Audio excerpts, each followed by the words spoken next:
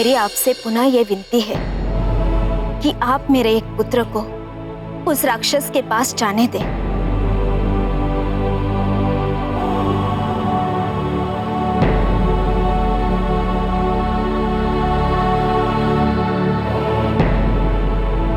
देवी, आप ये तो बताएं, आप अपने किस पुत्र को भेजना चाहती हैं?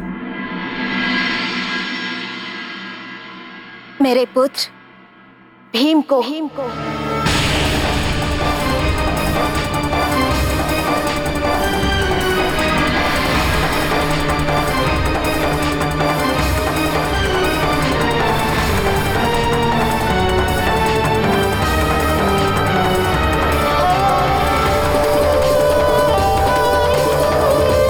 वही उस राक्षस के पास जाएगा। आप उसके जाने का प्रबंध कीजिए।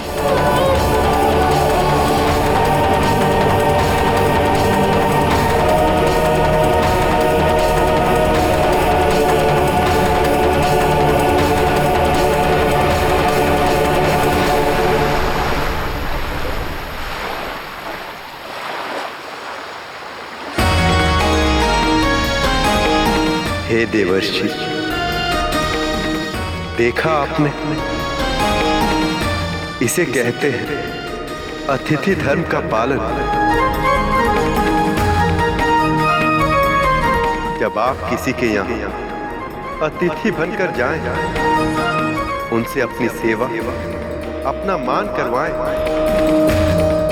तो आपका भी एक कर्तव्य है कि यदि उन पर कभी संकट आए तो आप उनकी सहायता करें।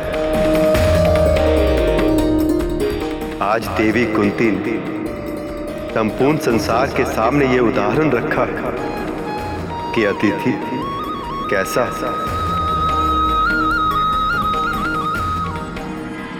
अपना ध्यान रखना भीम। युधिष्ठिर, हमने वहां भी देखा और अब भी देख रहे हैं, हमारे निर्णय से तुम प्रसन्न नहीं दिखे हमें। क्या अतिथि धर्म का पालन करना हमारा कर्तव्य नहीं? वो बात नहीं है माते। मुझे तो गर्व है कि धर्म से जुड़ी बात मेरे मन में आने से पहले आपके मन में आई और आपने ये प्रशंसनीय प्रस्ताव रखा।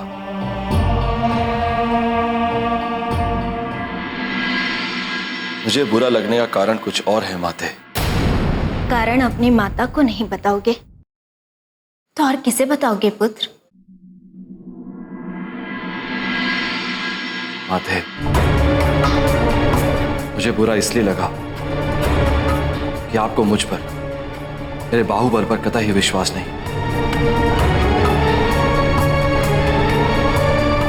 मेरे ज्येष्ठ भ्राता होने पर भी आपने मेरे अनुज भीम को लड़ने भेजने का निर्णय लिया। माते, मेरे होते हुए मैं अपने अनुज भीम को कैसे संकट में डाल सकता हूं? ऐसा नहीं है कि हमारी दृष्टि में तुम बलहीन हो। बात मात्र इतनी है कि हम तुम्हें किसी भी संकट भरी स्थिति में नहीं डाल सकते, क्योंकि तुम मात्र हमारे पुत्र ही नहीं, हस्तिनापुर के युवराज भी हो।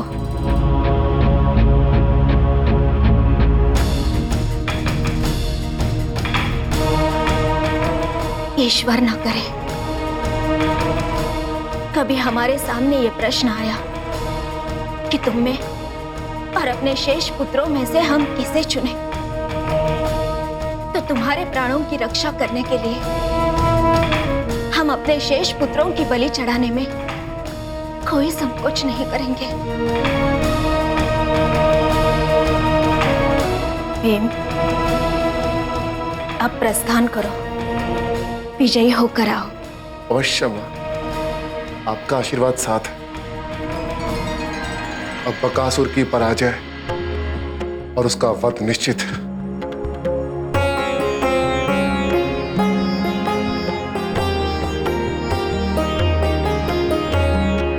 विजयी भव।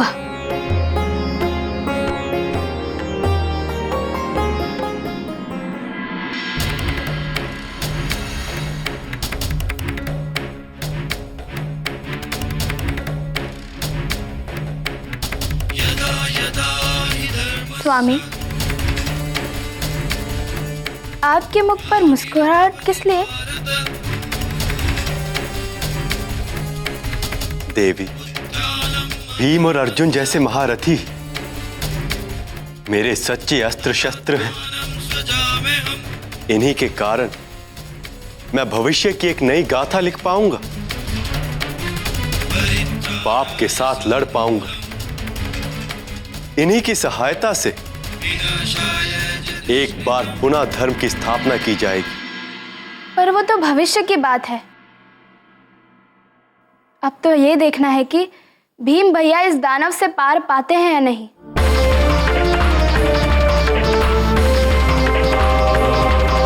आपको इनकी बिल्कुल भी चिंता नहीं है क्या? देवी, चिंता तो मुझे है, किंतु भीम भैया की नहीं, बल्कि उस दानव की। जाने क्या दशा होने वाली है उसकी।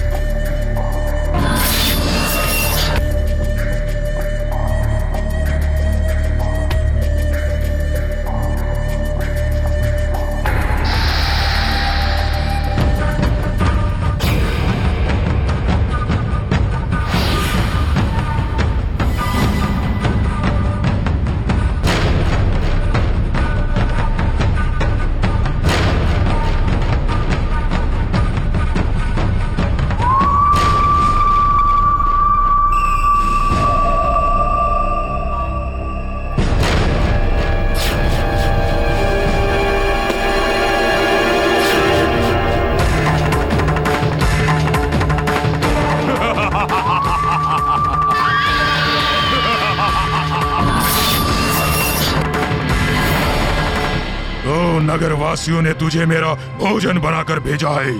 भरा पूरा शरीर देखकर ऐसा प्रतीत होता है कि तेरे भक्षण में बड़ा आनंद आएगा। आज की दावत विशेष होने वाली है। विशेष तो होती मेरी दावत यदि तुमने ये खीर ना फेंक दी होती। तुमने सच में कुछ ऐसा दिखाया है कि जब तक तुम्हें मैं इसी खीर की तरह मिट्टी में ना मिला दूं, मुझे संतुष्टि नहीं होगी। तू मुझे मारने की धमकी दे रहा है। अब देख तेरी मृत्यु को कैसे भयानक करता हूं।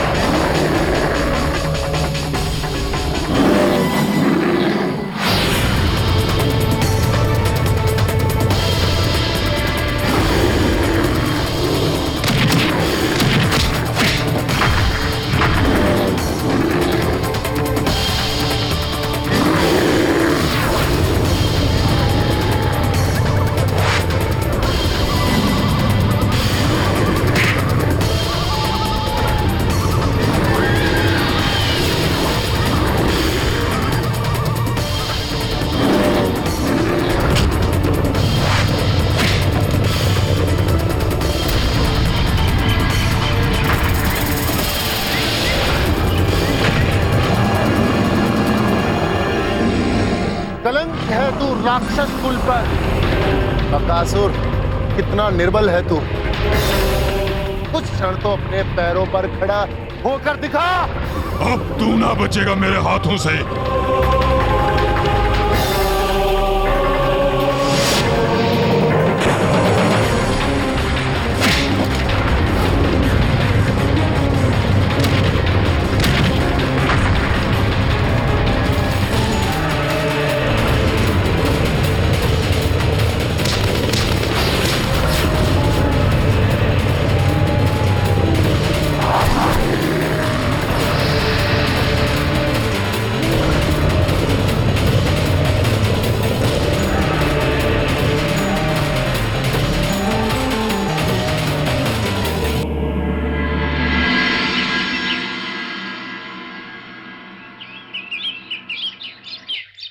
भैया अब भी हमें युद्ध करना सिखाइए ना, ताकि जब भी कोई दानव आए तो हम ही उसको मारकर गिरा सके और सबकी रक्षा कर सके। मैं तुम्हें क्या सिखाऊंगा? तुम तो स्वयं इतने बलवान हो कि मुझे धरती पर पछाड़ा मार दो।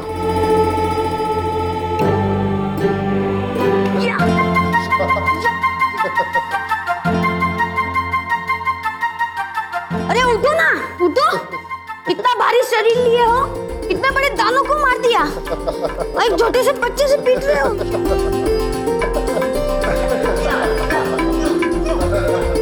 बालक,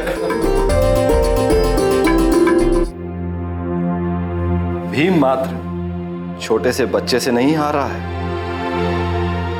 महाबली भीम तुम्हारे भीतर के नारायण दर्शन से हारे हैं, इसीलिए तुमसे मार खा रहे हैं।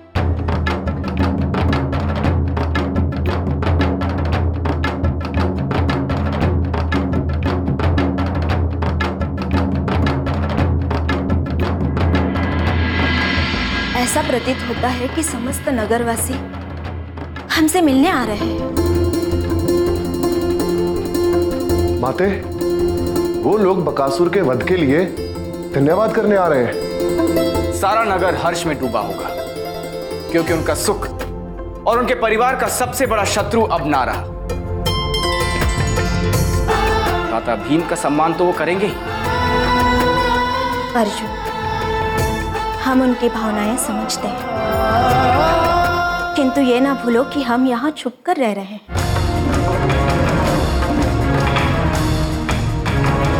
यदि ये बात फैल गई कि 5 वीर अपनी माता के साथ इस नगर ठहरे हुए हैं, तो हो सकता है एक से दूसरे तक होते होते ये बात हस्तिनापुर चली जाए।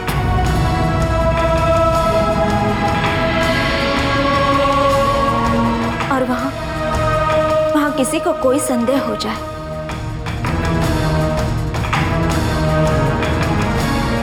हमारे विचार से ये स्थल हमें इसी समय छोड़ना होगा। माता श्री की चिंता उचित है भी। हमें बहुत ही सावधानी से रहना होगा।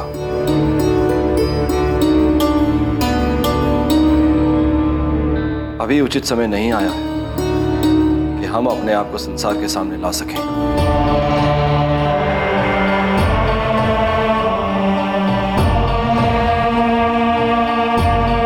हमें यहां से प्रस्थान करना होगा, शीघ्र ही शीघ्र।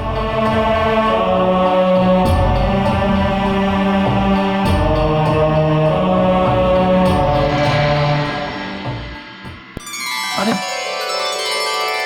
सरपंच जी। हे ब्राह्मण देव, कहते हैं अतिथि भगवान का रूप होते हैं, और आपके अतिथियों ने तो वास्तव में चरितार्थ कर दिया। हम नगरवासियों के लिए वो भगवान ही हैं, जो उन्होंने बकासुर के अन्याय और प्रकोप से सदा के लिए मुक्ति दिला दी। ब्राह्मण देव, हम नगरवासी उनका आदर सत्कार करने के लिए आए हैं। कृपया आप उन्हें बाहर बुलाएं। अवश्य सरपंच जी, अभी बुला कर लाता हूँ।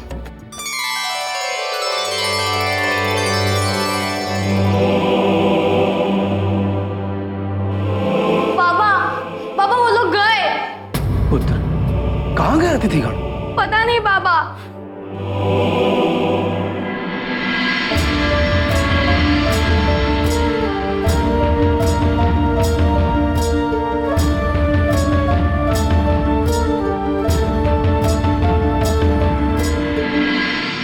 सत्यभामा, तो पांडव पुनः वन की ओर लौट चले, गुप्त होकर रहने के लिए। यहीं से उनकी प्रतीक्षा की यात्रा आरंभ होगी। हे द्वारकाधीश, इन्हें हस्तिनापुर पहुंचने के लिए अब और कितनी प्रतीक्षा करनी होगी? सत्यभामा, प्रतीक्षा की यात्रा तो अभी आरंभ हुई है। जिस यात्रा की समाप्ति पर फल बहुत ही मूल्यवान हो, वो यात्रा भी इतनी सरलता से समाप्त नहीं होती। सही समय आने पर पांडव हस्तिनापुर पहुंचेंगे।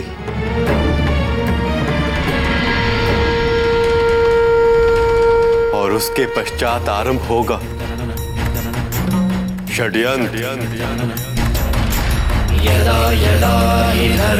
षड्यंत्र का प्रतिकार।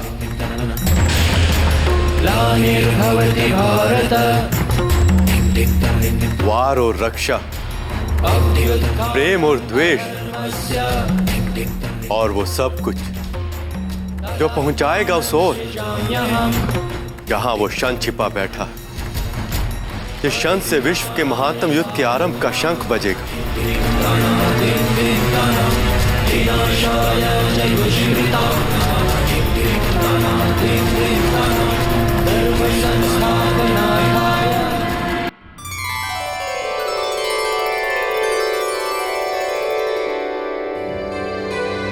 देवियों, ऐसा भी कौन सा विशेष व्यंजन बनाया है आपने, या आप मेरे भोजन कक्ष तक आने की प्रतीक्षा भी ना कर सकी?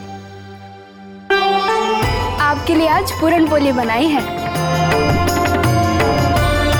बड़े चाव से स्वाद ले लेकर खाते हैं ना आप?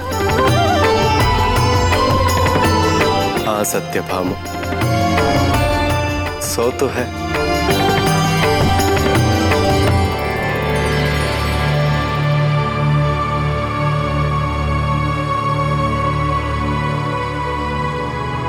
क्या हुआ स्वामी, आप रुक क्यों गए? आपको इसके साथ कुछ और चाहिए? नहीं देवी, सुदामा का स्मरण आ गया था। उन्हें भी पूरनपोली बहुत भाती थी। हाँ स्वामी, कई दिनों से उनकी कोई सूचना नहीं मिली। वो कुशल से तो है ना? सकुशल कैसे ना होंगे, अब तो वो एक समृद्ध जीवन जी रहे हैं। पूर्णतः संतुष्ट होंगे अपने जीवन से।